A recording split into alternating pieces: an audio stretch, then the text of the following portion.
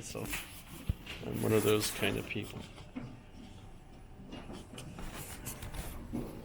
There's a couple things I want to talk about first, because today is, well, I don't know which one should I mention first, Columbus Day or Indigenous Peoples Day, both together. And it's neat or interesting in our wonderful society that we have people that feel like you can celebrate this one but not that one, and the others feel like you could celebrate this one but not that one. And I don't see any problem with celebrating both of them, actually. It's kind of a philosophical, top-down way of looking at things. It's like the sociologist's point of view, They go out and they ask people questions and they say, do you believe in God? Yes, no, whatever. All right, then you go to the next person, do you believe in God? Yes, no, whatever. You go to the next person, and you basically get a database of all these people, what they believe, and then someone comes to the sociologist and says, what do you believe? And you say, I believe these people believe this, these people believe that, right? And then, no, I don't want to know what those people believe. I want to know what you believe after studying all of this.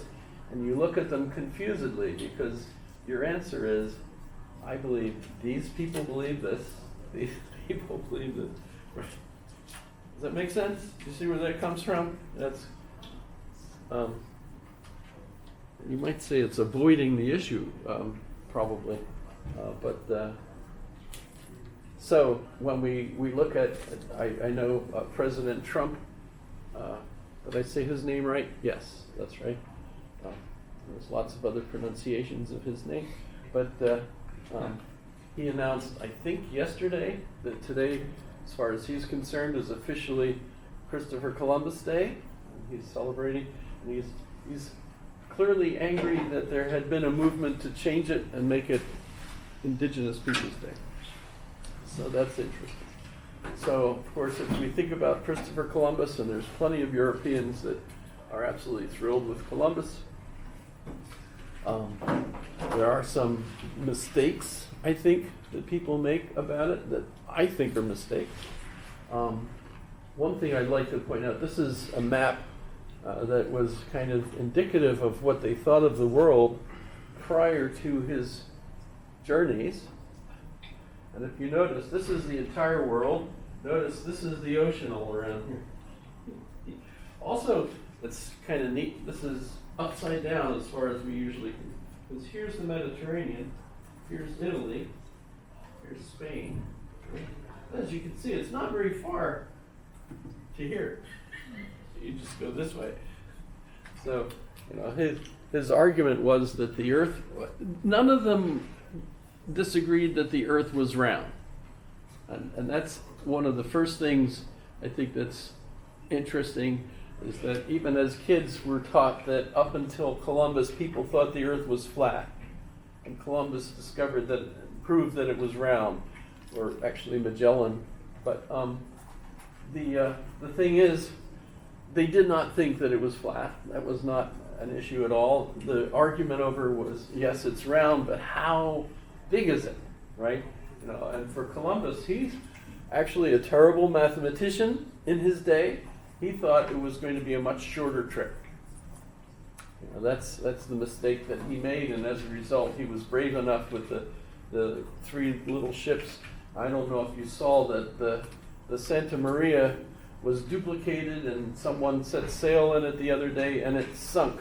Did anybody see that on the news?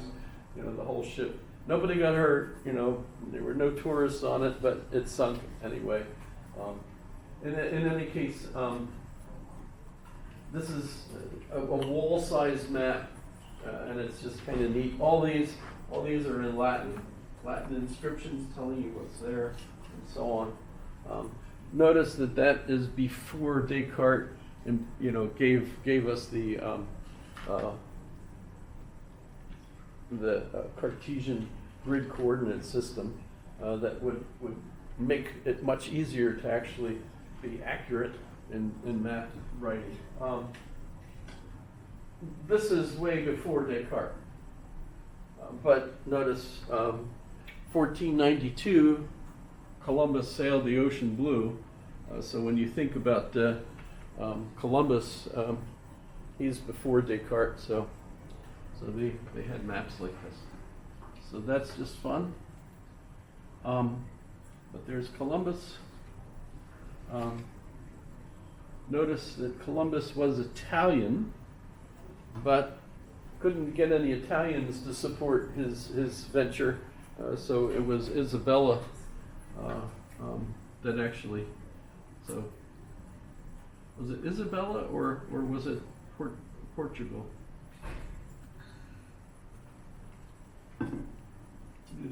Pretty Isabella. Sure. Isabella, right? In any case,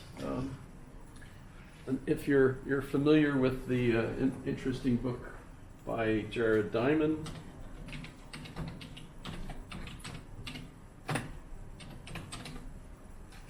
Guns, Germs, and Steel, the reason that the Europeans did so much damage to the Americas was because they had not only guns and steel, but they also brought germs with them, and they weren't aware of it.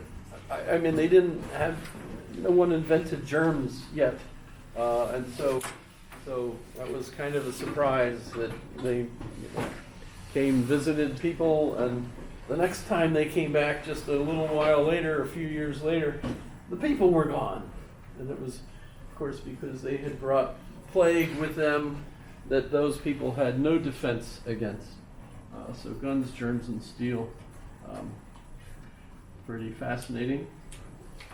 I also wanted to bring up from the other side, when you're talking about the indigenous people, my favorite author, philosophy author, that is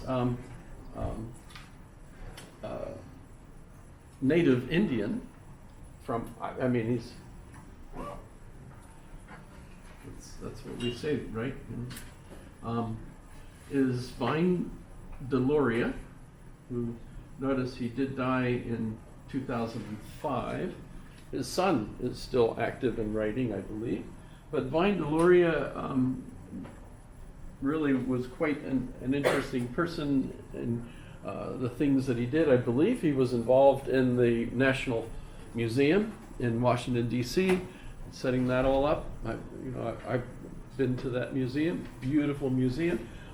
Rasmussen was involved, so if you're familiar with the Rasmussen family, and we've got lots of things that the Rasmussens supported and everything. I remember being surprised at the Museum of the American Indian that the big auditorium on the first floor is named in honor of Rasmussen, because he's the one that donated the money for it. So if you think Rasmussen just donates money to Alaska, you're wrong. He donates money to lots. He did. He's gone, of course. Besides Rasmussen Hall, etc. The book I highly recommend, if you get the chance, is God is Red. Let's see if I can find writing. Custer Died for Your Sins, might be more famous, but let's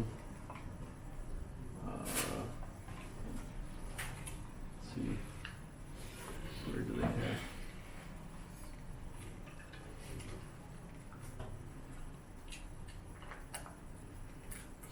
See God is Red anywhere? No, it's up there. It's up. It's in blue. What's in blue? God is Red. Okay. That's actually good. That means there is a link. So God is Red. Native View of Religion. He studied Western philosophy, and in doing that, he wrote a book that really describes a beautiful history of it that I thought was very, very well done, very clear. And then he contrasted it with native religions of all sorts, and pointed out that the main difference, Western religions have a history of people killing one another over disputes over different aspects of definitions of who God is. Like Jesus, for example. Is Jesus completely God, or just mostly God, or et cetera, right? Well, you don't see native Indians killing one another over theological disputes. It just doesn't happen. They do go to war with one another. They had, right? But what they were fighting over was territory, the basic things that, of course, a lot of people fought over everywhere. But why is that such a big difference? Why do they not get into theology? For Vine Deloria, the main characteristic of native religions is that they are explanations of how you live cooperatively with nature in a particular place. So the religions are associated with successful living here, as opposed to some abstract theology about concepts and so on. So, highly recommend God is Red. Pretty neat.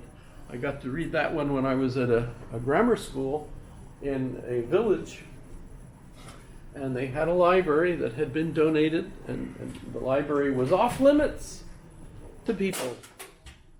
You could read the books while you were in the school, but you couldn't check them out and take them home because apparently they discovered that kind of cultural ability was not something that was successful in the village. If people checked out a book, they never brought it back. Basically, it's not something that they had learned to do. Kind of the same thing with alcohol. You know, the trick to alcohol is that you have the bottle and you lock it in a cabinet, and you only take it out and have little sips. Sorry, this is I'm expressing the view of others, of course, but you take it out and you have little sips, and then you put it back. The trouble with alcohol with individuals that didn't have a culture of having to deal with that kind of thing was they got a whole case of it and they drank it all at once, which often killed them. And so as a result of discovering this, wagon trains going west typically brought cases of alcohol as defense, so that if they encountered Indians who were upset with their transiting their land, they offered them alcohol, it was taken, and the Indians went away. Never came back. So that was, and by the way, that technique continued on into Alaska, so that individuals thought the same thing would happen here. Basically, if you get people addicted to alcohol, that would destroy them. And for the most part, absolutely, it does. That's. But that's horrendous. But people did it, and hence we have that problem. So I wanted to mention the 2 days that we're celebrating. Notice UAA, of course, doesn't take the day off. They just say, yay, we're celebrating. There are events today. I noticed that on the website it was mostly events celebrating Indigenous Peoples Day as opposed to Columbus.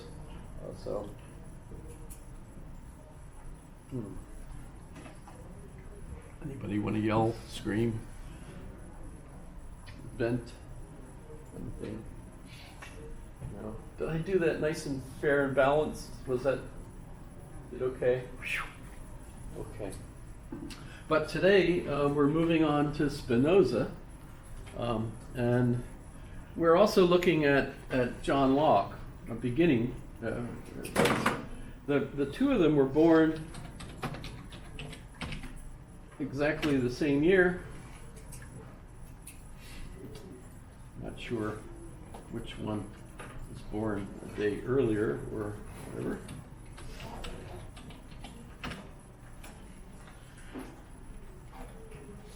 So 24 November 1632, 29 August 1632. So John Locke is slightly older and lives a lot longer. Notice Spinoza dies only in his 40s.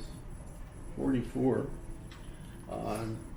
By the way, the reason for that, everybody agrees, was that his job, because as a tradition, he wasn't just a scholar, he was also had employment, and what his particular job was grinding lenses for glasses, mostly, and the processes that they used to do that at the time would put glass particles into